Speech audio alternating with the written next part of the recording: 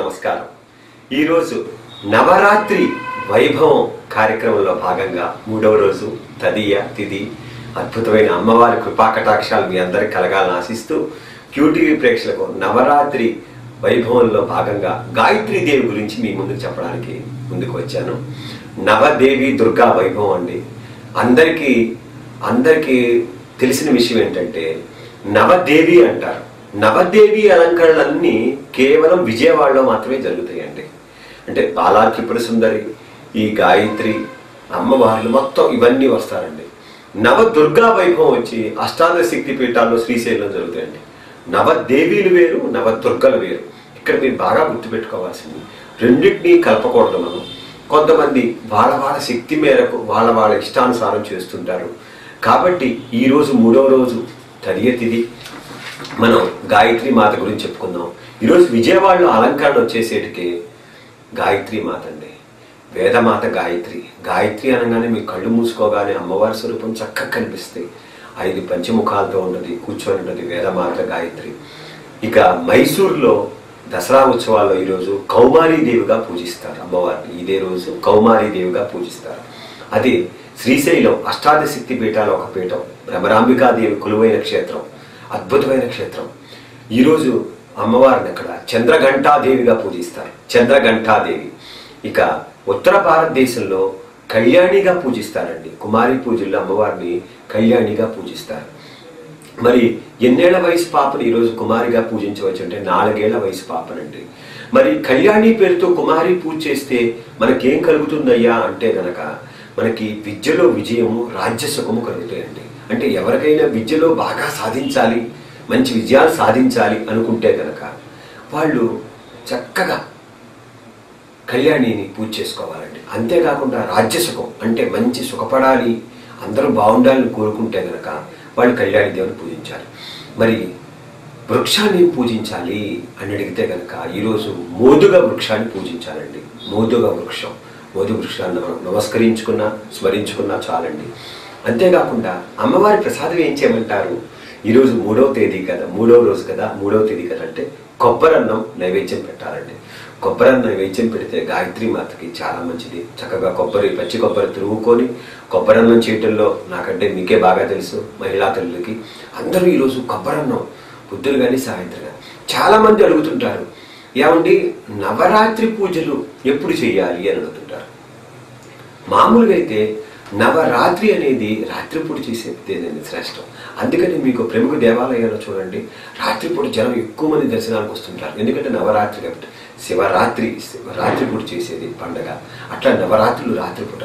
కానీ మనం ఉదయం నుంచి సాయంకాలం వరకు ఉపవాసం ఉండి అమ్మవారి పూజా పురస్కారాలని చేయలేం. కాబట్టి మనం ఎక్కువగా పగలే అందరూ ఎక్కువగా పండు లోపలే పూజా విధానాలు ముగించుకొని సాయంత్రం పూట ఆయా దేవతాలంకరణ దర్శించడానికి తమకు దగ్గరలో ఉన్న దేవాలయాలకు కానీ ప్రముఖ పుణ్యక్షేత్రాలకు కానీ వెళ్తుంటారండి. ఇక ఈరోజు ఏ అష్టోత్తరం చదువుకోవాలి అంటే కనుక గాయత్రి అష్టోత్తరం చదువుకోవాలండి. గాయత్రి అష్టోత్తరం అన్ని చోట్ల లభిస్తాయి. గాయత్రి అష్టోత్తరం చదవడం ప్రయత్నం చేయండి. మరి సహస్రనామాలు ఎవరు చదవాలయ్యా అంటే గాయత్రి సహస్రనామాలు చదవడం ప్రయత్నం చేయండి. ఇప్పుడు దీంట్లో నేను చెప్పిన స్తోత్రాలన్నీ శ్రీదేవి లీలామృతం అనే పుస్తకం నా చేతి రచించబడింది. మోహన్ పబ్లికేషన్స్ వారిచే ప్రచురించబడింది. దీంట్లో ఉన్నాయండి. మీరు చక్కగా చదువుకోవచ్చు. మీ అందరిలో ఆల్రెడీ ఉండే ఉంటాయి మీ అందరి పూజా మందిరాల్లో. ఈ శ్రీదేవి లీలామృతం మనకు చక్కగా గుంటూరులో అన్ని ప్రముఖ షాపుల్లో లభిస్తుంది. కాబట్టి మీరు దేవి లీలామృతం పారాయణం చేసుకుంటే దాంట్లో గాయత్రి అష్టోత్తరం, గాయత్రి సహస్రనామావళి, అంతేకాకుండా గాయత్రి కవచం పారాయణం చేస్తే మంచిదండి. కవచ పారాయణ వల్ల మనల్ని అమ్మవారు చక్కగా రక్షిస్తుందండి. అంటే శత్రువుల బారి నుండి, భయాల నుండి, నరఘోష నుండి కవచపారాయణం ఏ దేవీ దేవతదైనా సరే కవచపారాయణం వల్ల అనంత కోటి మనకి ప్రాణుల నుండి అంటే శత్రువుల నుండి మనకి అమ్మవారిని అనునిత్యం కాపాడుతూ ఉంటుందండి. మనం అమ్మవారి దయ పొందాలి అనుకుంటే గనక అమ్మవారి దయ పొందాలి అనుకుంటే కవచపారాయణం చాలా శ్రేష్టం అండి. ఇక అష్టకం ఏం చదవమంటే గాయత్రి అష్టకం చాలా మంచిదండి. అష్ట కష్టాల నుంచి తొలగించేది అష్టకం అండి. కాబట్టి గాయత్రి అష్టకం చదువుకోవడానికి ప్రార్థన చేయండి. ఇక శతనామ స్తోత్రం అండి, చాలా అద్భుతమైన స్తోత్రం ఇది. ఈ శతనామ స్తోత్రం వచ్చేసేటికి ఈ శ్రీరాముడికి విశ్వామిత్రుడు ఉపదేశించాడండి. విశ్వామిత్రుడి సంగతి తెలుసు కదండి. మనకి వాళ్ళ నాన్నగారిని దశరథుడిని అడిగి తీసుకువెళ్తాడు. తీసుకెళ్లి శూర్పణఖని వధిస్తాడు. మారీచుడిని సుబాహుణ్ణి మారీచుడిని దూరంగా వేస్తాడు. సుబాహుణ్ణి వధిస్తాడు. శ్రీరాముడి తర్వాత సీతా స్వయంవరం ఘట్టం అంతా మనకి విశ్వామిత్రుడి వల్లే జరుగుతుందండి. అటువంటి విశ్వామిత్రుడు అమ్మవారిది గాయత్రి అష్టోత్తర శతనామ స్తోత్రాన్ని శ్రీరాముడికి చెప్పాడు. అంత అద్భుతమైన స్తోత్రం. ఈ గాయత్రి అష్టోత్తరాన్ని ఎవరైతే చదువుతారో మానవులందరూ సర్వ పాపాల నుండి విముక్తులవుతారండి. అంతేకాకుండా మోక్షాన్ని కూడా పొందుతారండి. మోక్షం కావాలి ఎవరికైనా ఇచ్చ ఉంటే కనుక గాయత్రి అష్టోత్తర శతనామ స్తోత్రాన్ని కనుక మీరు చదువుకోగలిగితే చాలా చక్కటి ఫలితాలు వస్తాయండి. ఇక ముఖ్యంగా చెప్పుకోవాల్సింది ఏంటంటే ఏ స్తోత్రం చదువుకోవాలి అంటే గాయత్రి స్తోత్రం చదువుకోండి. గాయత్రి స్తోత్రం ప్రతి పుస్తకంలో ఉంటుంది. గాయత్రి స్తోత్రం చదువుకోండి. ఇక సహస్రనామ స్తోత్రం ఏది చదువుకోవాలి అంటే కనుక 108 శ్లోకాలతో ఉన్నది గాయత్రి సహస్రనామ స్తోత్రం. ఈరోజు అమ్మవారు జ్ఞానశక్తిగా కురుంగాసురుడు అనే రాక్షసుని వధించిందండి. జ్ఞానశక్తి, గాయత్రి అంటే జ్ఞానశక్తి కదండి. అందుకని కురుంగాసురుడు అనే రాక్షసుని వధించిందండి. మరి గాయత్రి వ్యాహృతి సంధ్య ద్విజ బృంద నిషేవిత అనే మంత్రాన్ని లలితా సహస్రనామంలో ఉందండి. ఇది గనక చదువుకుంటే చాలా మంచిదండి. గాయత్రి వ్యాహృతి సంధ్య ద్విజ బృంద నిషేవిత అనే మంత్రాన్ని చదువుకోండి. అంతేకాకుండా అమ్మవారిని ఎలా కొలవాలయ్యా దశమహావిద్యల్లో అంటే ఇవన్నీ తారాదేవిగా కొలవచ్చండి.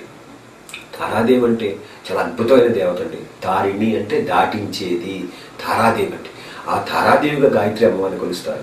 దశావతారాల్లో ఇవన్నీ శ్రీరాముడిగా కొలుస్తారండి. దశావతారాలు వచ్చేసరికి మరి నవగ్రహాల్లో అమ్మవారిని గురుగ్రహం కింద కూడా చూస్తారు. ఈ విధంగా గాయత్రి యొక్క వైభవం చాలా బాగుంటుందండి. మరి గాయత్రి యొక్క మంత్రం ఏంటంటే ఓం భూర్భువస్సువః తత్సవితుర్వరేణ్యం భర్గో దేవస్య ధీమహి ధియో యో నః ప్రచోదయాత్. ఈ మంత్రం చెప్పకూడదు మనం పత్రికాముఖంగా టీవీ ముఖంగా. కానీ గాయత్రి మంత్రం మీ అందరికీ తెలిసిందే కాబట్టి గాయత్రి మంత్రాన్ని అత్యద్భుతంగా వ్యాప్తి చేసిన మహానుభావుడు శ్రీరామ శర్మ గారండి. ఆయన పాదాలకు నమస్కారం చేసుకోవాలి. ఈ ఆంధ్రదేశంలో గాయత్రి పరివారం స్థాపించి కొన్ని వేల లక్షల మంది ఇళ్లలో ఆ శ్రీరామ శర్మ ఆచార్య గారు వారి శిష్యులు అనేక ఇళ్లలో గాయత్రి హవనాలు చేసి గాయత్రి హోమాలు చేసి ఎన్నో చక్కటి అద్భుతమైన ఫలితాలు పొందినవారు. వాళ్ళ శిష్యులు ఇప్పటికీ అదే గాయత్రి మంత్రాన్ని అదే గాయత్రి హవనాల్ని ప్రతి చోట చేయిస్తే ఆడవాళ్ళ చేత స్త్రీలు పురుషులు అనే భేదం లేకుండా చేయించారండి. కాబట్టి గాయత్రి మంత్రం అద్భుతమైన మంత్రం అండి. మరి మీకు చెప్పాను ఇందాక శ్రీశైలంలో అమ్మవారిని చంద్రఘంటాదేవిగా చూస్తారండి. చంద్రఘంటాదేవి అంటే ఏంటి, దాని గురించి చెప్పండి అని మీరు కనుక ప్రశ్న వేస్తే శిరమున అమ్మవారు పార్వతీదేవి అర్ధచంద్రాకారంలో అర్ధచంద్రుడు అండి. ఘంటాకృతిలో ఉన్న చంద్రుడిని ధరిస్తుందండి. అంటే శిరమున ఘంటాకృతిలో ఉన్న అర్ధచంద్రుడిని ధరించడం వల్ల ఆమెని చంద్రఘంటాదేవి అన్నారండి. ఈమెకి దశభుజి అండి, 10 చేతులు ఉంటాయండి. ఖడ్గము శస్త్రము బాణాలు అన్నీ ధరించి ఉంటుందండి. అంతేకాకుండా సింహవాహనం మీద ఉంటుందండి. సింహవాహనం యుద్ధ ముద్రలో ఉంటుందండి. యుద్ధానికి ప్రారంభానికి రెడీగా అంటే ప్రారంభ సూచికగా నేనున్నాను, ముందుగా ఉన్నాను యుద్ధానికి అని ఉంటుందండి. ముఖ్యంగా ఈమె గంటల శబ్దం చేత రాక్షసులు గడగడలాడుతూ ఉంటారండి. ఈమె గంటల శబ్దానికి రాక్షసులు అద్భుతంగా గడగడలాడిపోతూ ఉంటారండి. కాబట్టి చంద్రఘంటాదేవిని తలుచుకుంటే చాలా రాక్షసులు గడగడలాడిపోతూ ఉంటారు. భక్తులకి ఉపాసకులకి మిక్కిలికి సౌమ్యంగా ప్రశాంతంగా ఉంటుందండి. మరి అయ్యో గంటల వల్లే రాక్షసులు గడగడలాడుతున్నారు, ఈవెను పూజ చేసే మనకేం కలుగుతుందంటే భక్తులకి ఉపాసకులకి కరుణామయి తల్లి అండి. ముఖ్యంగా చాలా సౌమ్యంగా చాలా ప్రశాంతంగా చాలా చక్కగా ఉంది. అంతేకాకుండా ముఖ్యంగా నేను చెప్తున్నాను వినండి, చంద్రఘంటాదేవి భక్తుల కష్టాలు అతి శీఘ్రంగా నెరవేరుస్తుంది. ఈరోజు ఎవరైతే చంద్రఘంటాదేవి దర్శనం చేసుకుంటారో వాళ్ళందరి కష్టాలు అతి శీఘ్రంగా అంటే వెంటనే తిరిగిపోతాయండి. ఆమెను స్మరించుకున్నా చాలు. సింహవాహిని ఉపాసించడం వల్ల పరాక్రమశాలి అయి ఉంటారండి. అంటే చక్కటి పరాక్రమం, అంటే వీళ్ళకి అంత పరాక్రమం ఉంటుందంటే అండి ఒక మాటలో చెప్పాలంటే విపరీతమైన పరాక్రమం ఉంటుంది. అంటే దేన్నైనా జయించగలం, దేన్నైనా సాధించగలం అనే పరాక్రమం ఉంటుందండి. కాబట్టి సింహవాహిని ఉపాసించండి. నిర్భయులై ఉంటారు. ఏ విధమైన భయములు వారికి దరిచేరవండి. ఎవరైతే చంద్రఘంటాదేవిని హృదయపూర్వకంగా స్మరిస్తారో ధ్యానిస్తారో ఆమె ధ్యాన శ్లోకం చదువుకుంటారో వాళ్ళందరికీ భయాలు అసలు వాళ్ళకి దరిచేరవండి. అంతేకాకుండా క్రూర స్వభావాలు కూడా నశింపజేస్తారండి. అంటే మనలో తెలియకుండా మనకి ఎన్నో క్రూర స్వభావాలు ఉండొచ్చు. అంటే పక్కవాడిని ఏడిపించడం కానీ, పక్కవాడిని హింసించడం కానీ, పక్కవాడిని మాట్లాడటం కానీ, ఇవన్నీ క్రూర స్వభావాలండి. ఈ క్రూర స్వభావాలన్నీ కూడా నశిస్తాయండి ఇవన్నీ పూజించడం వల్ల. అంతేకాకుండా ఈ చంద్రఘంటాదేవిని ఈరోజు శ్రీశైలంలో చేస్తారు, మైసూరులో అయితేనేమో కౌమారీదేవిని చేస్తారు, ఉత్తర భారతదేశంలో అయితే కళ్యాణిని పూజించడం వల్ల మీకు ఇందాకే చెప్పానండి, విద్యా విజయం రాజ్యసుఖం. అంతేకాకుండా కొబ్బరి అన్నం నివేదన పెట్టాలి, మోదుగ వృక్షాన్ని పూజించాలి. ఈ గాయత్రీదేవి అద్భుతమైన దేవండి.